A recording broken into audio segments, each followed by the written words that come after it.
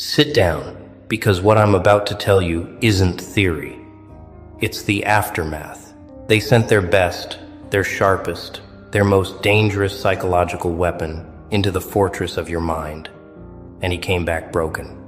Not injured, not tired, but fundamentally shattered in a way that can't be fixed with therapy or time or distance. The man who could crack anyone, who could slip into consciousness like smoke through cracks, who made careers out of extracting secrets from sealed vaults, walked into your mental landscape and his gift died. Not faded, not weakened, died. Permanently, violently, irreversibly dead inside the architecture of your thoughts. Before we go further, quick one, for the ones still scrolling instead of moving everything in the store, is 40% off right now. Books, planners, every tool built for the version of you this script is talking about. Link is in the description. Coupon code is in the description too. And once it's gone, it's gone. So handle that before you forget, like you always do. Let me paint the picture they don't want you to see. For months, maybe years, they watched you move through the world with something they couldn't name. Something that made their skin crawl with a mixture of fascination and terror. You weren't louder than others, you weren't performing or proving or demanding attention, but you had this weight, this gravitational pull that bent reality around you in ways that made no scientific sense.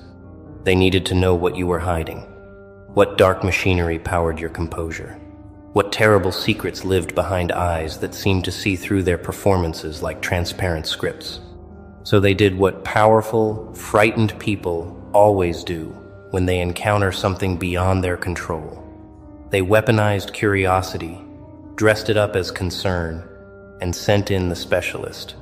Not a regular therapist, not some corporate psychologist with a clipboard and rehearsed empathy, but the real thing, the nightmare, the one they whisper about in intelligence circles and executive boardrooms.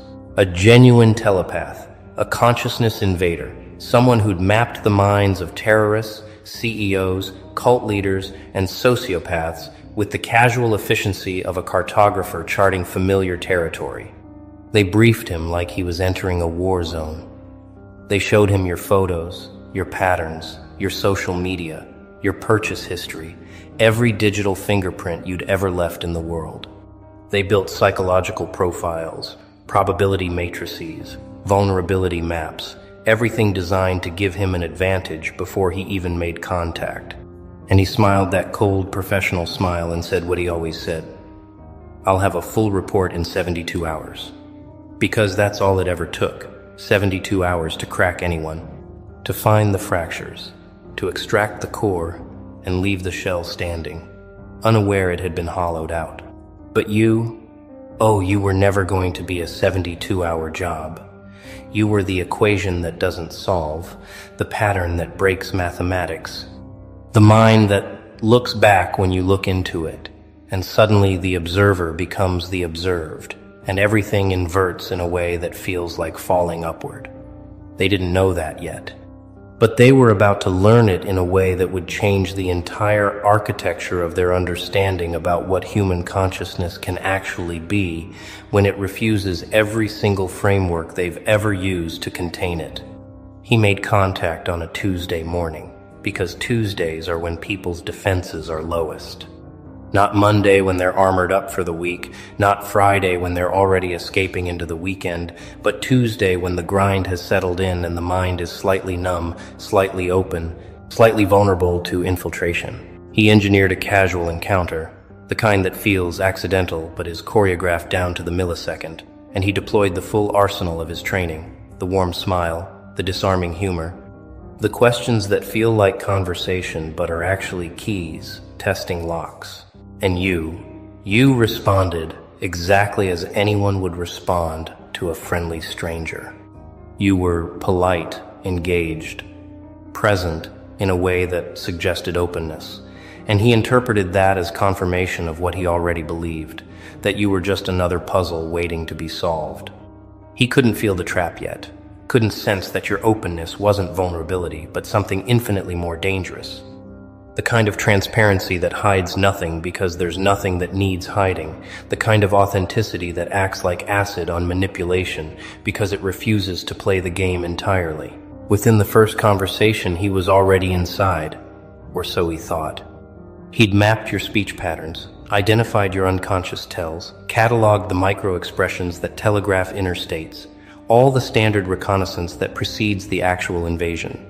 That night, he went deeper, extending his awareness into the residual energy you'd left in the space, reading the emotional signatures like fingerprints, tracing the pathways of your thoughts through the invisible architecture that connects all conscious beings, whether they know it or not.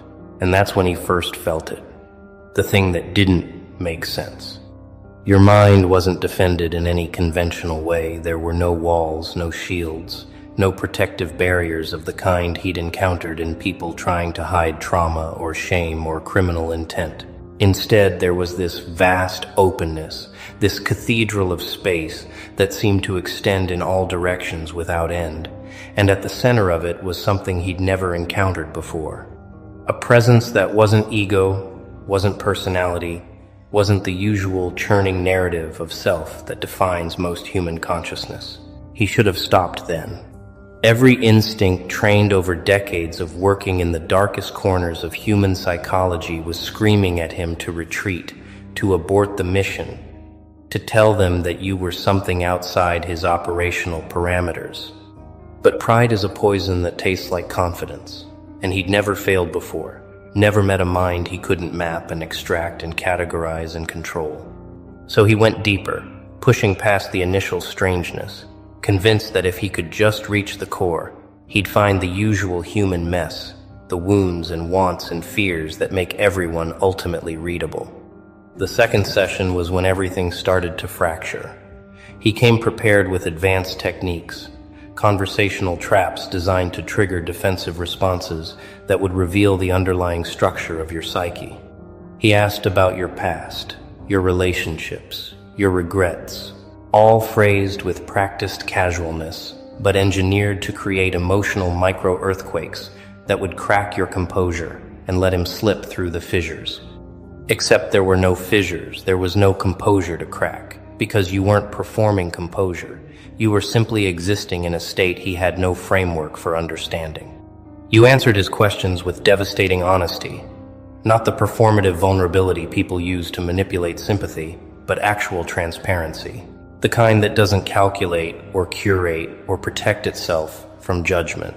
You spoke about pain without needing him to fix it, about mistakes without needing him to absolve you, about uncertainty without needing him to provide answers. And every word you spoke felt like a door opening. But when he tried to walk through those doors, there was nothing on the other side except more space, more openness, more of this impossible emptiness that somehow felt more solid than any structure he'd ever encountered. That night, he made his first critical mistake. He decided to force entry, to bypass the conversational approach entirely and go straight into deep extraction. The kind of psychic invasion that's technically illegal but never prosecuted because the victims never know it happened. He waited until the small hours when your consciousness would be most diffuse, most accessible, and he extended his awareness across the distance between you and pushed into the space where your sleeping mind should have been vulnerable and unguarded. What he found instead was the abyss, looking back, not emptiness, not absence, but presence so total and so vast that his own consciousness felt like a candle flame trying to illuminate the ocean. He'd entered minds before, thousands of them, and they all had the same basic architecture. Memories stacked like filing cabinets, emotions flowing like rivers, identity constructed like a building with foundations and walls and rooms where different versions of self lived in comfortable separation. Your mind had none of that. It was all one thing, undivided, unfragmented, a singularity of awareness that didn't break down into components he could analyze or categories he could map. And then, the thing that destroyed him happened. Your awareness noticed him, not as a threat, not as an intruder, but with the same gentle attention you might give to a lost child. And in that noticing, in that moment of being truly seen without judgment or fear or resistance, something in him that had always been tightly controlled just shattered. Because he'd spent his entire life being the one who sees, who knows, who penetrates and understands. And in your presence he was suddenly, terrifyingly, completely transparent. And everything he'd ever hidden from himself came flooding into consciousness all at once, with nowhere left to hide. He tried to retreat, to pull his awareness back into the safety of his own skull, but withdrawal wasn't an option anymore because your consciousness didn't hold him or trap him or fight him, it simply was. And in the presence of something that authentic, that undivided, his own fragmented psyche started coming apart at the seams like wet paper. Every lie he'd told himself, every manipulation he'd justified, every violation he'd committed in the name of national security or corporate intelligence or personal advancement, all of it rose to the surface and demanded to be witnessed with the same clarity you brought to everything. The third day, the day he was supposed to deliver his report, he couldn't speak. Not wouldn't. Couldn't. The mechanism that turns thoughts into words had fundamentally broken because thoughts themselves had become impossible to organize in the old way. He'd try to form a sentence, and it would dissolve before reaching his mouth, because every word felt like a lie, every description felt like a reduction. Every attempt to categorize or explain or contain what he'd encountered in your mind felt like trying to put the ocean in a teaspoon and call it complete. They found him in his apartment, sitting in the dark, staring at nothing, eyes open but not seeing anything in the physical world. When they tried to debrief him, when they demanded to know what he'd found inside your head, he could only shake his head slowly, tears running down his face without sound, without expression, just water leaking from eyes that had seen something they were never designed to process. His gift, the thing that had defined his entire existence, the ability that had made him valuable and dangerous and untouchable, was gone, burned out like a filament that tried to carry too much current. The specialists they brought in to assess him couldn't find conventional damage. His brain scans were normal, his physical health unchanged, his memory intact. But something essential had been severed, the connection between his consciousness and the collective unconscious where telepaths operate, the subtle frequency he'd once navigated as easily as breathing. It was like a musician who can still see sheet music and remember how songs are supposed to sound but can no longer hear music itself, a fundamental sense just erased from his perceptual reality.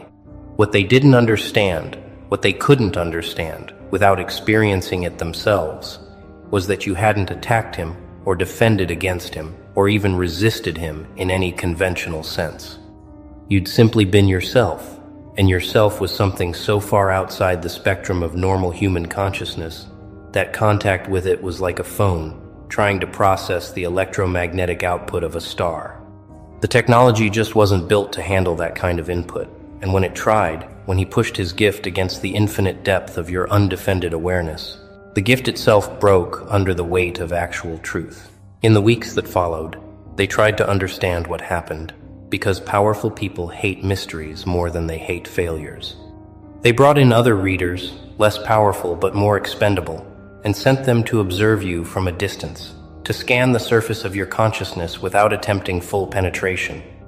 Most of them reported back with confusion, describing your mental signature as something between a mirror and a black hole, something that reflected their own consciousness back at them, while simultaneously pulling their awareness toward a center they couldn't locate or define.